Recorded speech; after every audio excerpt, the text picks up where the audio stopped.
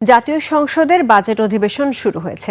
11 June অর্থমন্ত্রী আমির খসরু মাহমুদ চৌধুরী আগামী অর্থ বছরে জাতীয় বাজেট সংসদে পেশ করবেন। প্রথম দিনে অধিবেশনের শুরুতে সভাপতি মণ্ডলীর মনোনয়ন ও শোক প্রস্তাব উত্থাপন করা হয়। এরপর শুরু হয় প্রশ্নোত্তর পর্ব। রামিসা হত্যার বিষয়টিও উঠে আসে অধিবেশনে। বিস্তারিত জানাচ্ছেন সুবর্ণা মেহজাবিন। ধন্যবাদ মাননীয় স্পিকার। 38 দিনের বিরতির পর ত্রয়োদশ জাতীয় সংসদের দ্বিতীয় অধিবেশন শুরু হয়েছে। স্পিকার হাফিজউদ্দিন আহমেদের সভাপতিত্বে বিকেল 3টায় শুরু হয় অধিবেশন। বিএনপি সরকার দায়িত্ব গ্রহণের পর এটি প্রথম বাজেট অধিবেশন। আমার নির্বাচনী এলাকা প্রশ্নোত্তর পর্বে তথ্য ও সম্প্রচার মন্ত্রণালয়, শিল্প মন্ত্রণালয়, জ্বালানি ও খনিজ সম্পদ বিভাগ এবং বিদ্যুৎ বিভাগের বিষয়ে প্রশ্ন উত্থাপন করেন সংসদ সদস্যরা। বর্তমান তীব্র দাবদাহের কারণে দেশ জুড়ে বিদ্যুতের চরম ঘাটতি ও লোডশেডিং দেখা দিয়েছে, তাহা মোকাবেলা করার জরুরি পরিকল্পনা কি? লোডশেডিং নিয়ে প্রশ্নের উত্তরে বিদ্যুৎ মন্ত্রী জানান, লোডশেডিং এর সমস্যা নেই।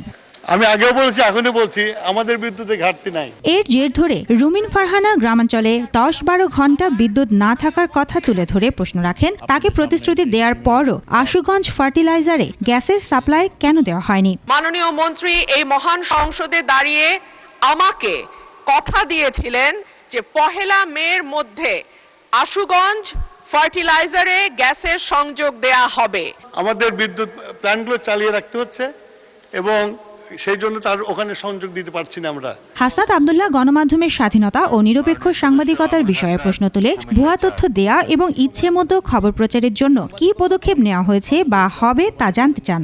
এইসব সাংবাদিক, নামধারী সাংবাদিক এবং এই মিডিয়াদের পক্ষে বিপক্ষে বা কি ধরনের আইনি ব্যবস্থা নেওয়া হবে, আইনি ব্যবস্থা আদৌ নেওয়া হয়েছে কিনা, কেন তাদেরকে আবার পুনর্বাসন করা হচ্ছে।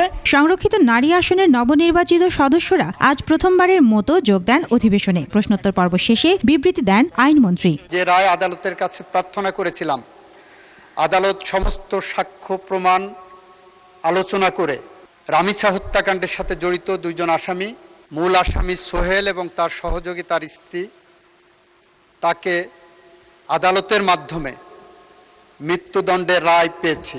চলমান জ্বালানি নিয়ে উদ্ভূত পরিস্থিতি মোকাবেলায় কি করণীয় সে বিষয়ে প্রতিবেদন উত্থাপন করা হয়েছে।